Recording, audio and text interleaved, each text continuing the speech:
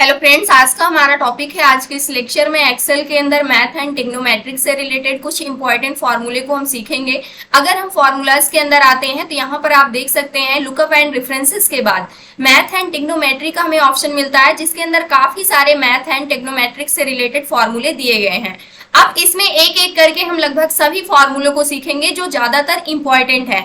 तो सबसे पहले हम बात करने वाले हैं क्वोशिएंट फॉर्मूले की और मॉड फॉर्मूले की। आज के इस लेक्चर के अंदर इन दो फॉर्मूलों को हम कवर करने वाले हैं विद प्रैक्टिकल के साथ। सबसे पहले अगर यहाँ पर हम कोई एक नंबर लेते हैं, मान लीजिए हमें एक नंबर दिया गया है 2 और एक नंबर दिया गया है 3। हमें करना क्या है, 3 को 2 से डिवाइड करना है। तो इसको हम सिंपल तरीके से कर सकते हैं इक्वल, और यहाँ पर हम लिख देंगे सबसे पहले 3 और डिवाइड किससे कर देंगे, 2 से। अब यहाँ पर जो 3 है ये हमारा क्या होता है, न्यूमरेटर होता है, और जो यहाँ पर 2 दिया गया है ये हमारा डिनोमिनेटर होता है, यानी कि अंश और हर। यानी 3 यहाँ पर क्या हो जाएगा, अंश हो जाएगा, और 2 यहाँ पर क्या हो जाएगा, हर हो जाएगा। इसको जैसे ही मैंने डिवाइड किया तो रिजल्ट में हमें क्या मिल रहा है, 1.5 मिल रहा है। लेकिन हमारे पास कंडीशन ये है कि हमें सिर्फ इंटीजर वैल्यू चाहिए। इंटीजर वैल्यू हमारी पॉजिटिव नेगेटिव कुछ भी हो सकती है, लेकिन वो कभी भी फ्लोटिंग वैल्यू या फिर डेसिमल वैल्यू नहीं हो सकती है। तो यहाँ पर 1.5 आ रहा है, यानी कि एक इंटीजर वैल्यू नहीं है। इसमें से जो इंटीजर वैल्यू होगी वो सिर्फ 1 होगी।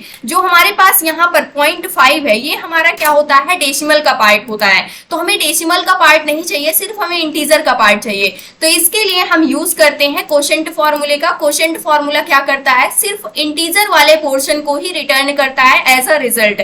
जैसे मान लीजिए यहाँ पर हमारे पास न्यूमरेटर दिया गया है और डिनोमिनेटर दिया गया है, यानी कि ये जो वैल्यू दी गई है इसको हमें क्या करना है, इस वाली वैल्यू से डिवाइड कर देना है। तो यहाँ पर सबसे पहले इक्वल लिखेंगे और यहाँ पर हम फॉर्मूला यूज करने वाले हैं क्वोशिएंट का। टैब करेंगे, सबसे पहले ये पूछ रहा है न्यूमरेटर हमारे पास ये दिया गया है, उसके बाद यहाँ पर हम कॉमा लगाएंगे। इसके बाद ये पूछ रहा है डिनोमिनेटर हमारे पास ये दिया गया है और ब्रैकेट क्लोज करते हैं, इंटर करते हैं। तो यहाँ पर रिजल्ट हमारे पास क्या आ रहा है, क्वोशिएंट के अंदर अगर आप देखते हैं तो 1 आ रहा है, क्योंकि 2 1 जा 2 हो जाएगा।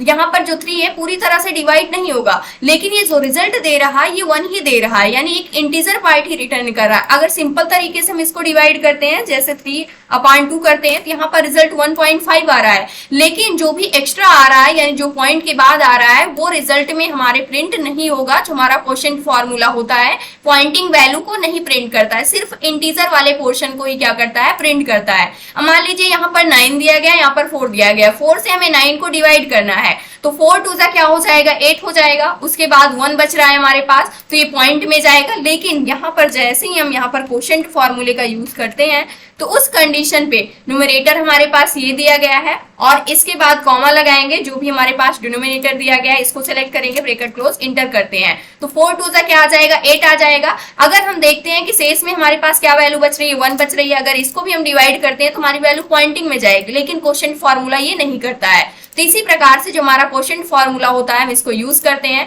जैसे यहाँ पर 2 से जो 6 है पूरी तरह से डिवाइड हो जाएगा, तो यहाँ से इंटीजर पार्ट हमें मिलेगा। यहाँ से डबल क्लिक कर सकते हैं और सारा रिजल्ट आ चुका है। जैसे यहाँ पर अगर आप देखते हैं 20 को हमने 8 से डिवाइड किया हुआ है, तो उस कंडीशन पे जो हमारे पास क्वोशिएंट यानी जो रिजल्ट आ रहा है वो 2 आ रहा है। मैनुअली अगर हम इसको डिवाइड करते हैं, 20 डिवाइडेड बाई 8 करते हैं, तो हमारे पास रिजल्ट क्या आ रहा है, 2.5 आ रहा है। क्वोशिएंट फॉर्मूला क्या करता है, जो भी हमारे पास रिजल्ट आता है डिवाइड होने के बाद उसका सिर्फ इंटीजर वाला पोर्शन ही रिटर्न करता है।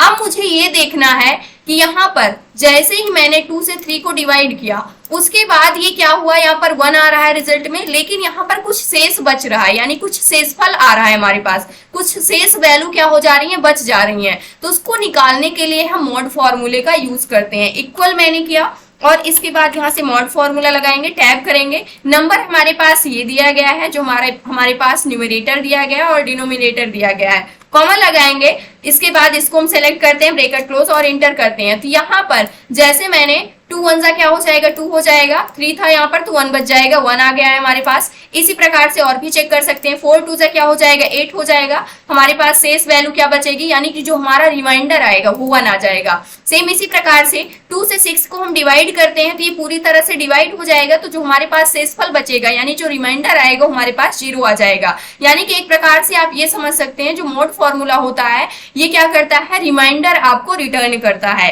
तो ये दोनों फॉर्मूले आपको अच्छी तरीके से क्लियर हो गए होंगे कि क्वोशंट फॉर्मूले का क्या यूज होता है, मॉड फॉर्मूले का क्या यूज होता है। अब नेक्स्ट लेक्चर के अंदर जो मैथ एंड ट्रिग्नोमेट्री से रिलेटेड और भी इंपॉर्टेंट फॉर्मूले हैं उसको भी हम धीरे धीरे सीखेंगे। तो ये था आज का हमारा टॉपिक। आई होप दोस्तों अगर आज की इन्फॉर्मेशन आपको अच्छी लगी हो तो प्लीज वीडियो को लाइक करना, चैनल को सब्सक्राइब करना और दोस्तों के पास शेयर